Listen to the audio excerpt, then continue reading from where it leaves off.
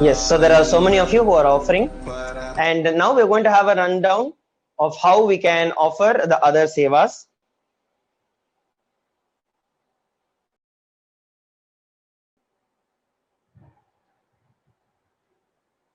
So I'll now be projecting the screen where we can look at how we can offer the other sevas such as the Pada Puja and the other ones.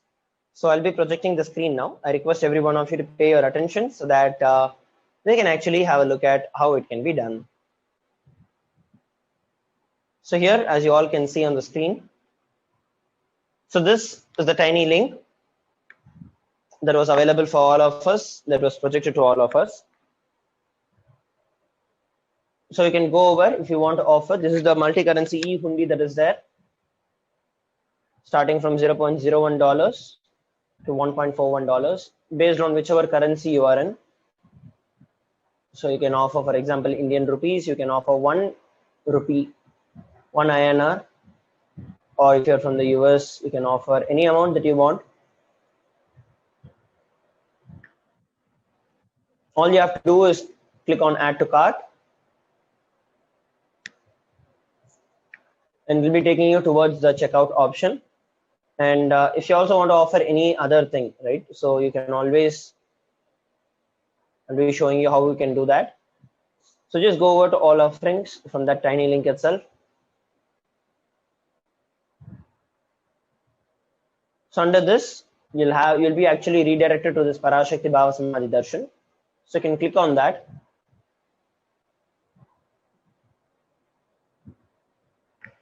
So here, as soon as you click on it, you will see that you have an option to choose any seva that is there, offering gold coin, offering a finger ring with pearl, offering the golden lotus, offering the Pada Puja, the Vastra Lankara Seva, the various different things that are there. So you can just click on that. For example, offering the Pada Puja, it costs $1,008. So add to cart, and then you can proceed to checkout. So once you have added it in your cart, so next what you'll have to be doing is click on the proceed to checkout option.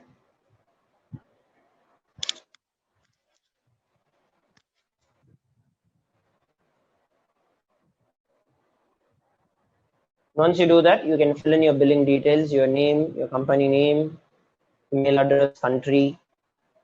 You can fill in these details.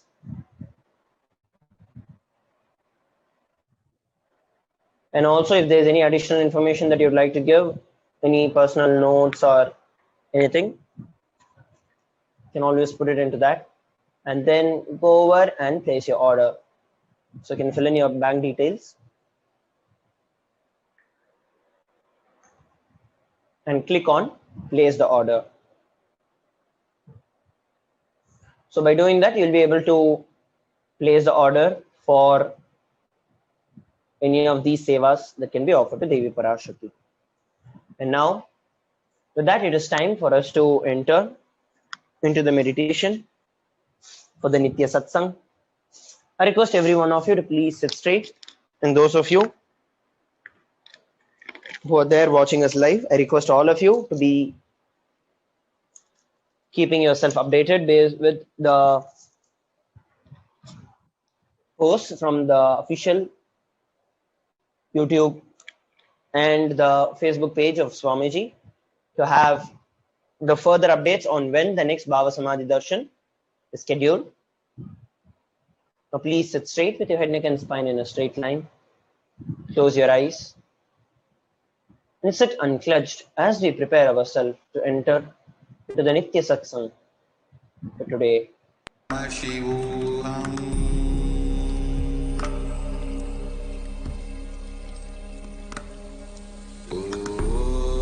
Nithyananda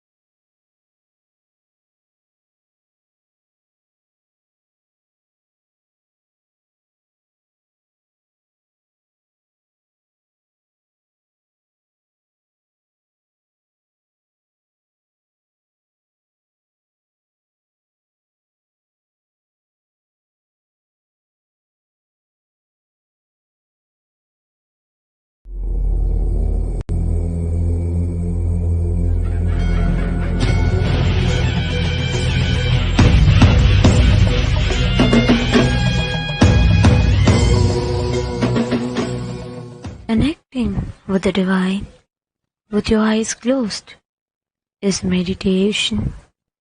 Connecting with the divine, with your eyes open, is darshan. Come, let us all now move from meditation to darshan. Slowly, very slowly, please open your eyes.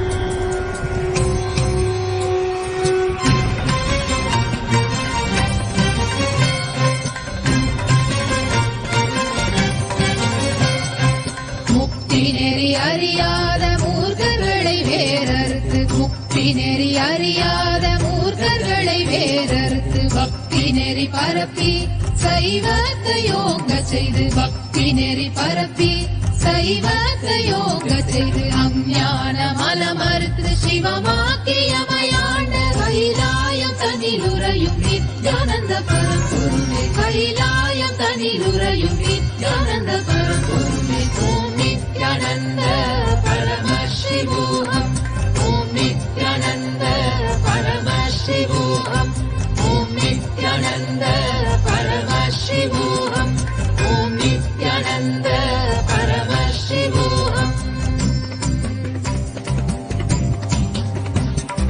நெறியில்லா வாழ்வுதனில் குரலும் இம்மக்களுக்கு நெறியில்லா வாழ்வுதனில் குரலும் இம்மக்களுக்கு நெறியுடைய வேதத்தின் உட்பொருளை அறிவித்து நெறியுடைய வேதத்தின் உட்பொருளை அறிவித்து வீடு பேறு நாங்கள் அடைய விந்தைகள் செய்த கைலாயம் தனிலுறையும் நித்யானந்த பரம்பொருளே கைலாயம் தனிலுறையும் நித்யானந்த பரம்பொருளே ஓம் நித்யானந்த பரமசிவோகம் ஓம் நித்யானந்த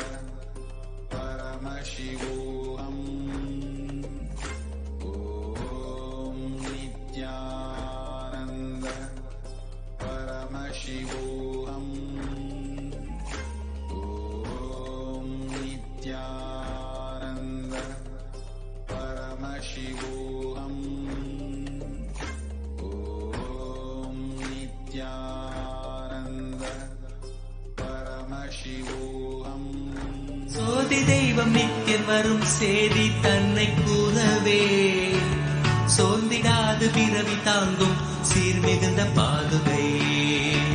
சோதி தெய்வம் நித்தியம் வரும் சேதி தன்னை கூறவே சோர்ந்திடாது பிறவி தாங்கும் சீர்மிகுந்த பாதுகை. ஆதி தேவன் நித்யானந்தன் பாதம் தாங்கும் பாதுகை. அளவிலாத புண்ணியம் கொண்ட அதி அற்புதம் பாதுகை. ஆதி தேவன் நித்யானந்தன் பாதம் தாங்கும் பாதுகை.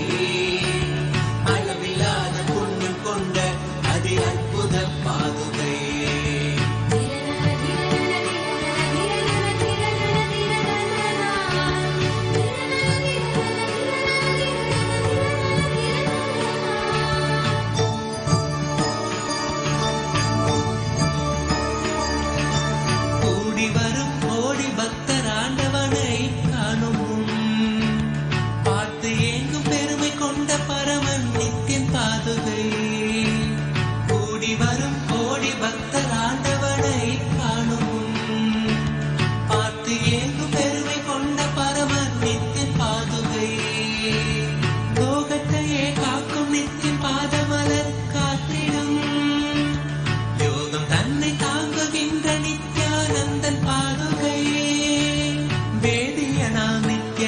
ராஜநடை இடுகையில் வேதநாதமாய் விளங்கும் விந்தையான பாதுகை. வேதியனாம் நித்யானந்தன் ராஜநடை இடுகையில் வேதநாதமாய் விளங்கும் விந்தையான பாதுகை. பாதுகை பாதுகை பாதுகை பாதுகை நித்திய பாதுகை பாதுகை நித்திய பாதுகை.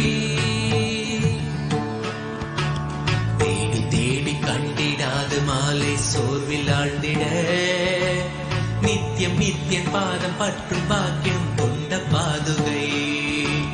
தேடி தேடி கண்டிடாது மாலை சோர்வில் ஆழ்ந்திட நித்தியம் நித்தியம் பாதம் பற்றும் பாக்கியம் கொண்ட பாதுகை.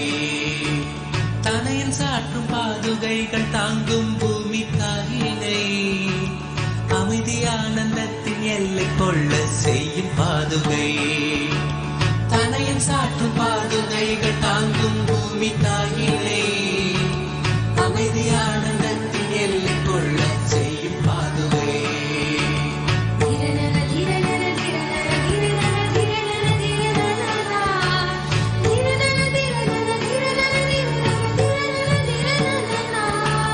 நித்யானந்தன் நடை பயிலத்துகள் கிளப்பி பூமியில் ரோக சோக தோஷம் தன்னை தீர்க்கும் சத்திய பாதுகை. நித்யானந்தன் நடை பயிலத்துகள் கிளப்பி பூமியில் ரோக சோக தோஷம் தன்னை தீர்க்கும் சத்திய பாதுகை.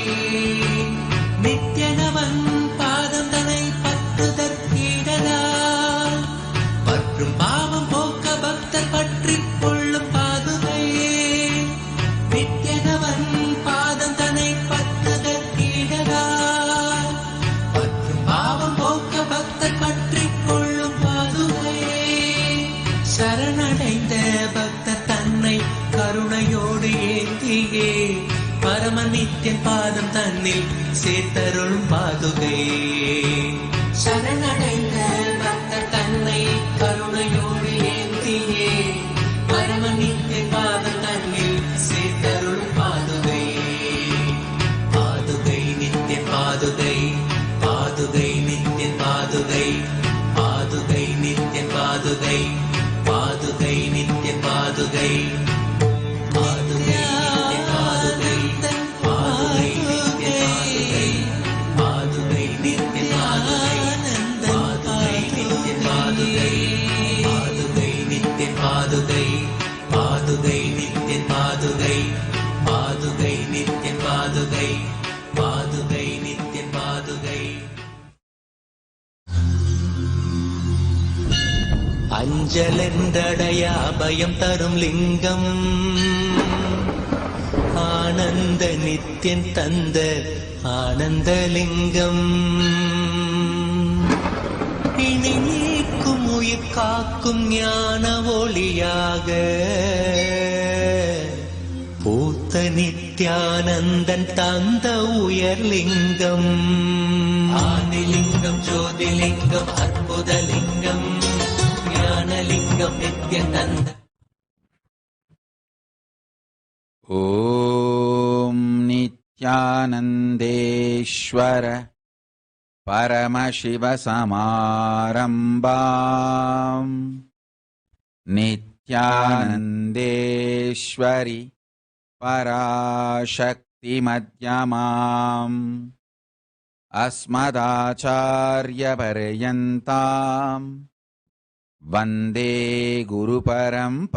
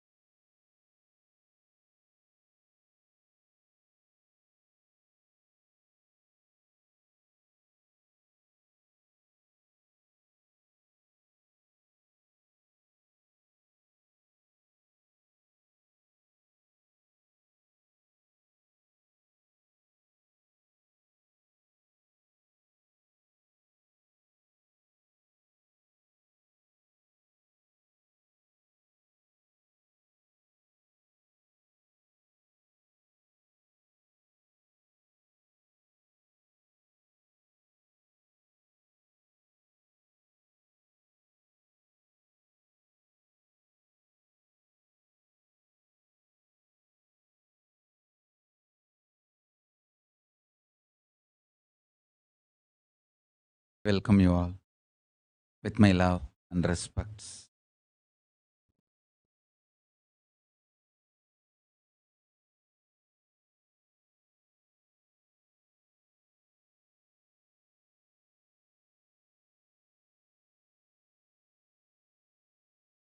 I welcome all the devotees, disciples, samajis, satsangis, Shri Mahants, Mahants, Tanedar Kotari, visitors, viewers, everyone sitting with us all over the world. Today, Chitra Paurnami and Bhagavan Sri Hanuman Jayanti. Important date in our Sangha, as today is the day Tiruvannamalai Nithyananda Dhyanapeetham was inaugurated. Actually, the Arunachala Sarvanya Peetham I inherited from my gurus. That's a traditional Guru Parampara. The Guru Peetha I inherited. We started an ashram in Tiruvannamalai. That happened on this very day, Chitra Paurnami, in 2008, April 19. So, now we are celebrating 14th anniversary. So, I correct the date. 19th April 2008, we started, and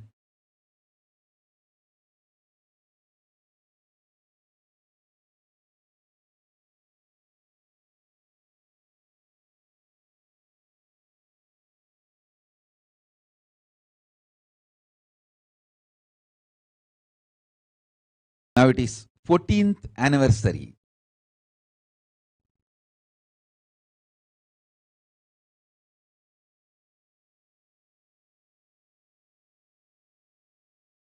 14 years. Wow.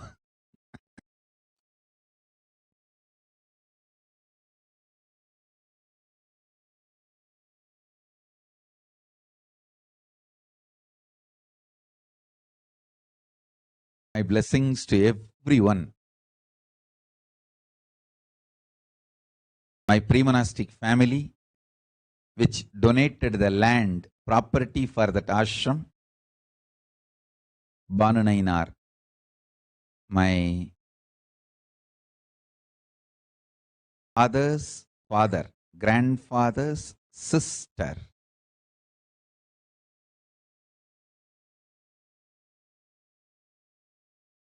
was married to Banu Nainar. He is the family elder. And he donated this Tiruvannamalai Nithyananda Dhyanapeetham property.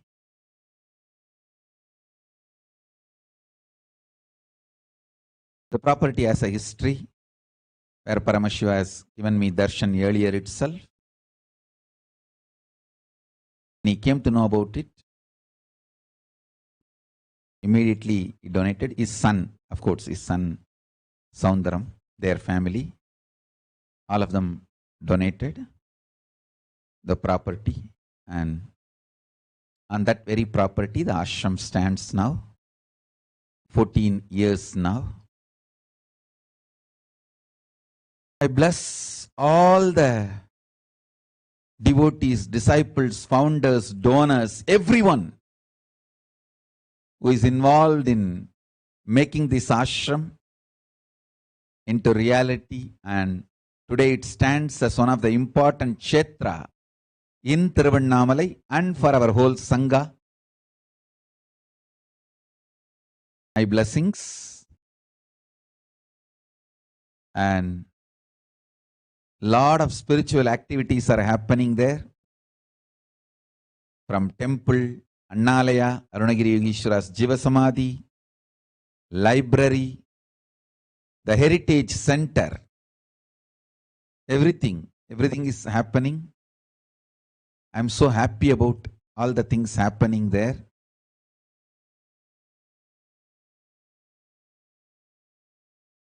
My blessings to the team led by Ma Gurucharana,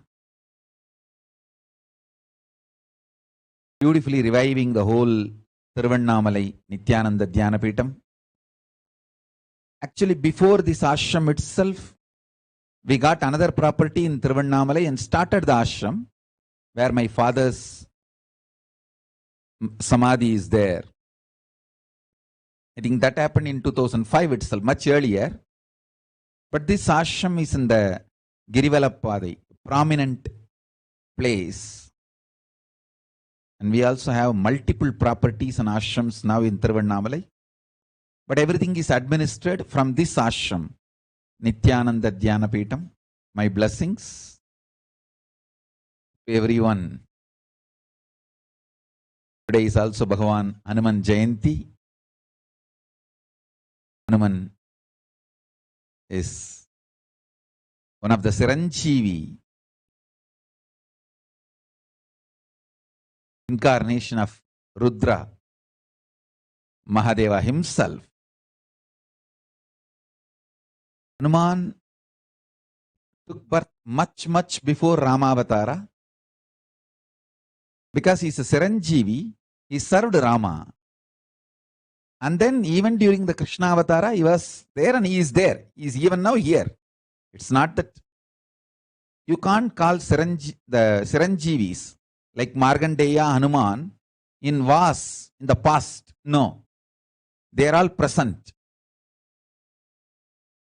They are all present. Even now when you connect with them, call them, immediately they appear, bless.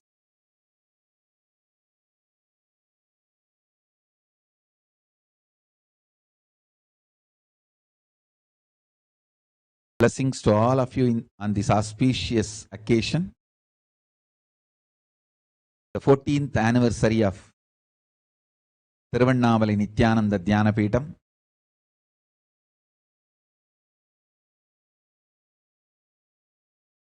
I know all of you are too busy along with me. From the time this Vedic New Year is born, Chitra first, back to back, almost every day 2 or 3 programs I am giving. Darshan sessions, programs, everything.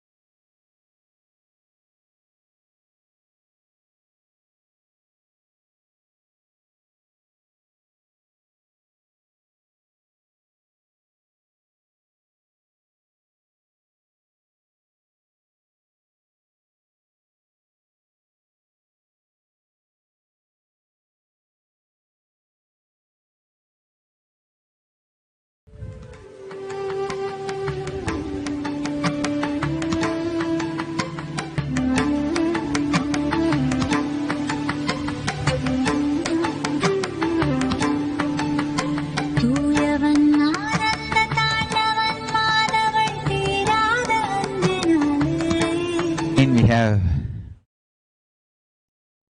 ParaShakti Bhava Samadhi Darshan and ParaShakti Akashic reading.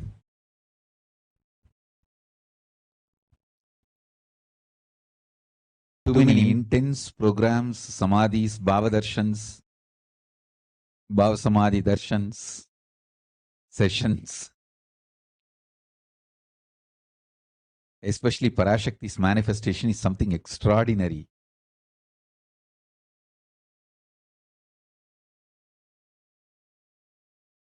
It's not that she is manifesting just through this body, ParaShakti's Akashic reading. I'm seeing while she is manifesting in this body itself, she is so actively manifesting in many of my Balasans' bodies. I'm able to see whatever she is reading through this body, those words appearing in all their brains. The other day, I was literally seeing every word appearing in front of my eyes. Means ParaShakti was reading out, was appearing in front of Nithyananda's eyes. In her third eye, it was appearing. In her brain, it was appearing. Actually, she was not able to understand what's going on. She was getting confused. What? I am thinking something, but some other words are appearing in front of me. And still now she has not even recognized what was going on. Only I know. She could not understand what is going on. She must be thinking that, oh, I am thinking something, but some other words are appearing in front of my eyes. Why?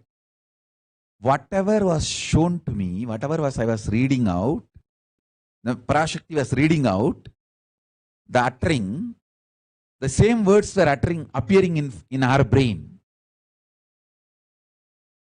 Nithyananda's name I told now.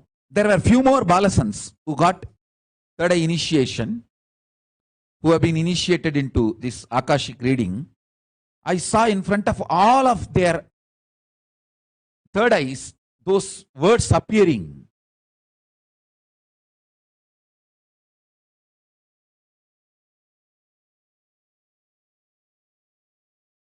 It was very strong and beautiful. So I saw very clearly that Devi ParaShakti is here to do some great work, something extraordinary. Because this is very rare. I have seen she appearing at the same time, simultaneously in multiple bodies. See, whenever Kalabhairava manifests and does the Akashic reading, he does just through this body.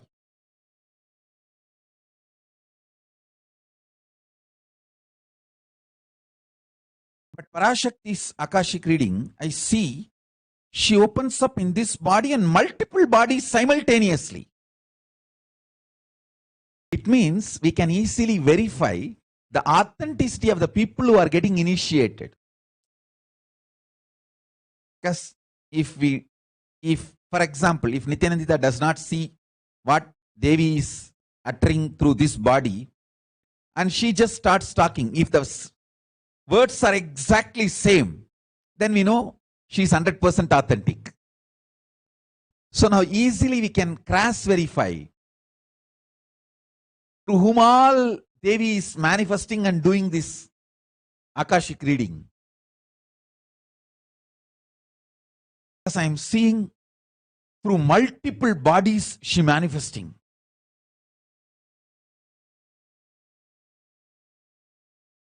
And the same words appearing. We can even train the Balasans. You can sit and just see what Devi is reading out through Swamiji's body, whatever she is revealing, blessing, talking.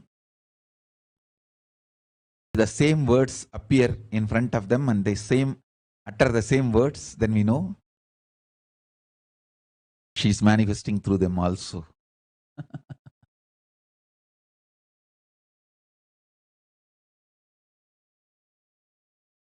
Intense superconscious breakthroughs happening.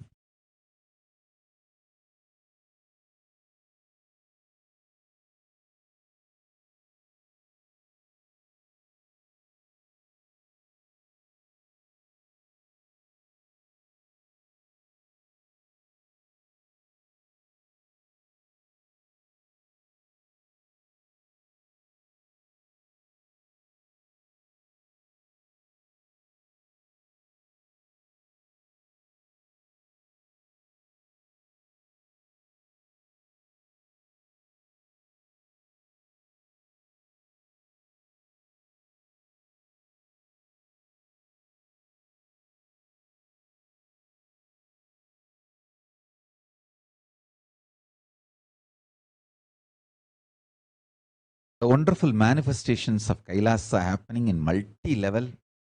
So many wonders, I don't know what to tell, and I'm like a wonderstruck.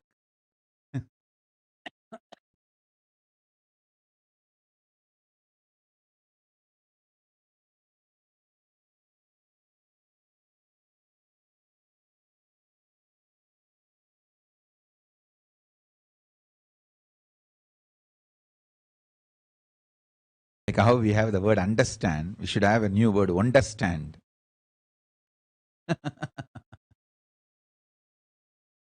Wonderstruck with what is happening. I'm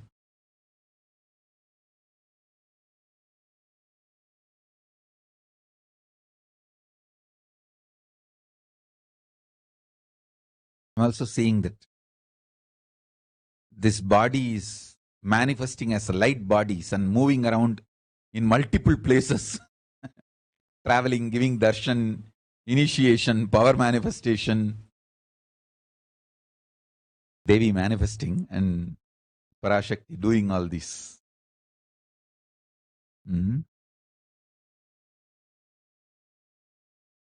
Wonderful.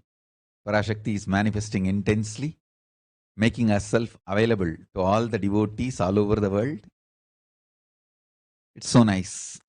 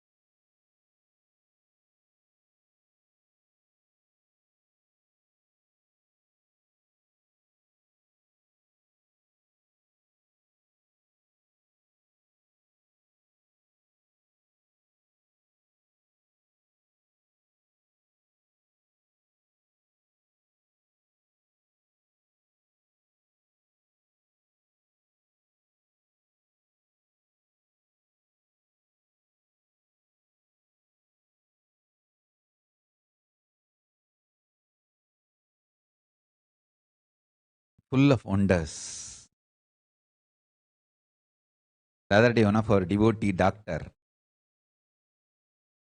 asked PARASHAKTI for blessings to get healed from some of his physical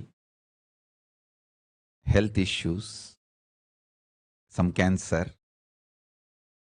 PARASHAKTI blessed him. Suddenly I am getting the message that doctors are saying it is a miracle and it disappeared. He doesn't have it anymore.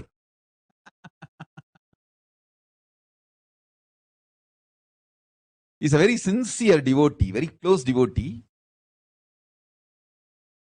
I don't want to reveal his name. Maybe he himself will come on a satsang and share.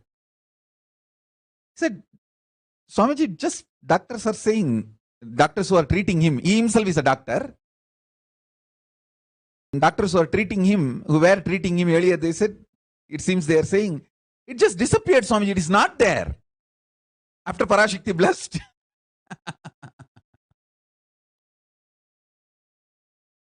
So I'm just wonderstruck.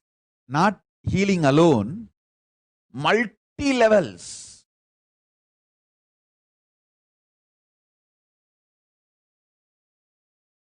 The PARASHAKTI's manifestation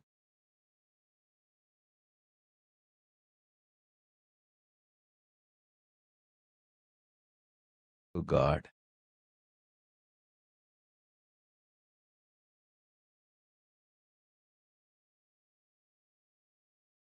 I think PARASHAKTI is all out. She decided to make the Kailasa and decided to revive the whole ecosystem and reach out to people. She's going all out.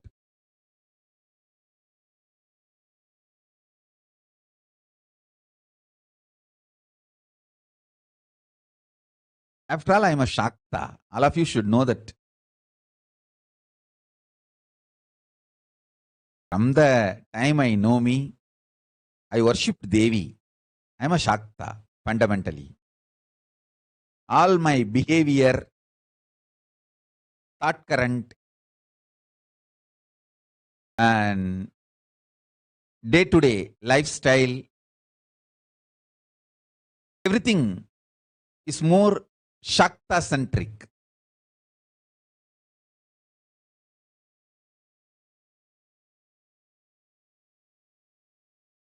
Because I am fundamentally a mother worshipper. Shakta. Of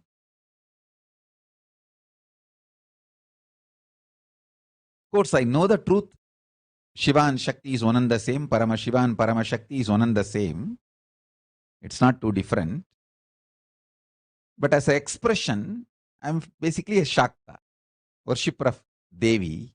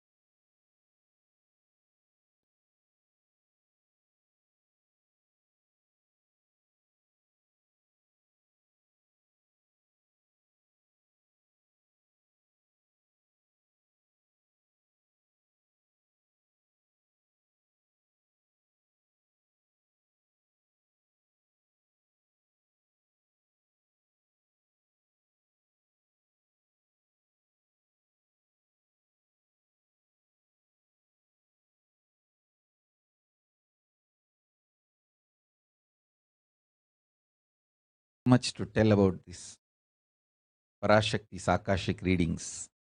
Today we have one more session. Directly come and enjoy.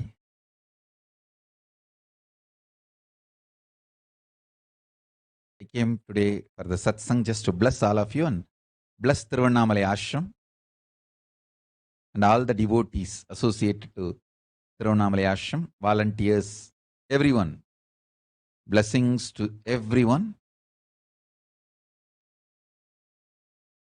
And also Saraswati Jampala, Ma Nitya Tripureshananda, birthday blessings. With all the auspiciousness, you will be with me. I'll be with you. Blessings. Blessings for all of you. And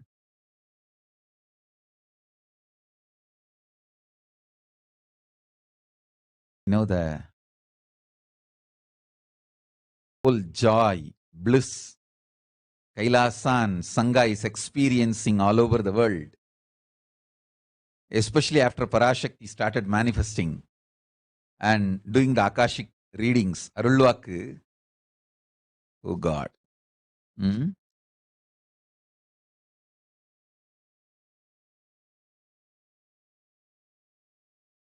wanted to give you one sacred secret to all of you. Do this Panchabhuta Yoga. See, whenever you want to ask any question to Devi and receive the answer, on that day, do this Panchabhuta Yoga. Means, apply only mud on the body and take bath. Don't apply any chemical on the body to take bath. Just that Puttuman means that anthill mud. Only that apply on the body and take bath. Don't apply anything else. That is mud. Earth part, earth component. Second, water. Drink only water that day. Don't eat, drink, don't do anything other than drinking water. When you come for the ParaShakThi's Akashic reading, at least for a few hours, prepare yourself. Maybe 10 hours ahead. Just drink only water and keep yourself active. Third, the fire in your stomach should be allowed to burn without any food dumped on it. Just the pure fire. You can chant Omkara to intensify it, or Mahavagya ajapa, but pure fire. No food, nothing. That pure fire should be encouraged. And just be in the free air, open space, breathing the whole sky at least few hours before. And intensely unclutch to get the power of the space, Akasha. See, listen. Akasha is an intense energy. Just like the other bhutas, like earth, water, fire, air, the Akasha also is a pure consciousness. It is intelligence, living energy. Once you start unclutching, you manifest Akasha's energy in you, consciousness in you. So do this Panchabhuta Yoga. Your questions will be surely answered immediately by PARASHAKTI. If you just do this Panchabhuta Yoga and come for the Devi's Akashic reading, she will simply answer your questions. I'll repeat. Apply the anthill mud and take bath, or even clay. Don't use any other chemical. Take bath just with a mud. Second, drink only water. No other food or juice at least for 10 hours ahead. If possible, that whole day. Third, intensify the Agni in your stomach without dumping any food on it. Just through the Omkara, Ajapa, ignite it, intensify it. Fourth, walk around and breathe in an open space at least for a few hours before. Fifth, try to unclutch as intensely as possible to receive the Akasha energy, Chitambara, that energy of cosmic space. With this Panchabhuta Yoga, come to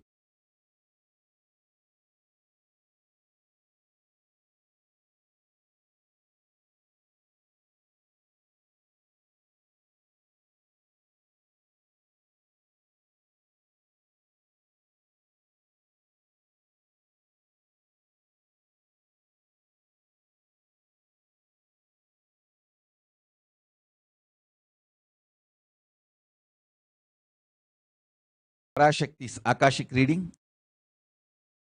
Surely she will answer your questions and give you your boons, the boons you are asking, and fulfill your prayers.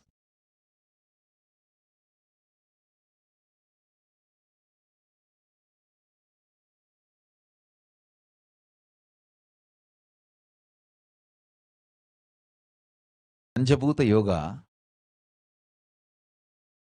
will make you receive this ParaShakti's energy, will prepare you to receive the ParaShakti's energy.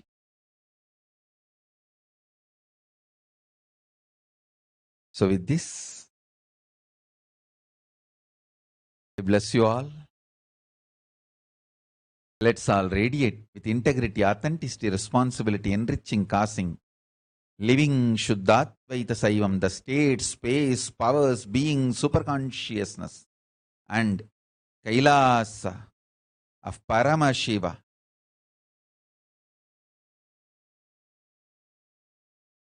Bless you all. Let's all radiate with integrity, authenticity, responsibility, enriching, causing, living Paramattvaitam, the Shuddhatvaita Saivam, the state, space, powers, being, superconsciousness, and Kailasa of Paramashiva. Paramashivoham. Om Nithyananda Paramashivoham. The eternal bliss, Nithyananda. Thank you. Be blissful.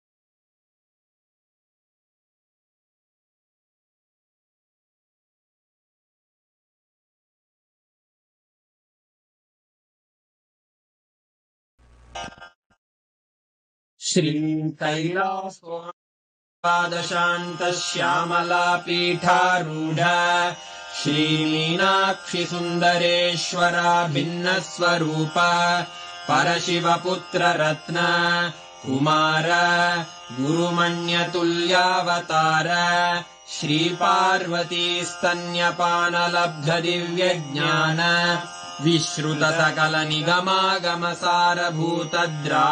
विश्रुतसकलनिगमागमसारभूतद्राविडवेदप्रवक्त्रे श्रीमत्परमशिवकरुणासमधिगतमुक्तामयचतुरश्रयान् गीयमानछत्रवर्ती सर्वजनसङ्घसद्यो निर्वाणदीक्षाव्ययापवर्गवर्ष विश्राण Jimuta परमतकलभकेसरी शैवसिद्धान्तस्थापनाचार्यो वीक्षणानर्हार्हध्वजोच्छेदनपूर्वक श्रीमद्वृषभध्वजस्थापक शैवसमयकर्त्रे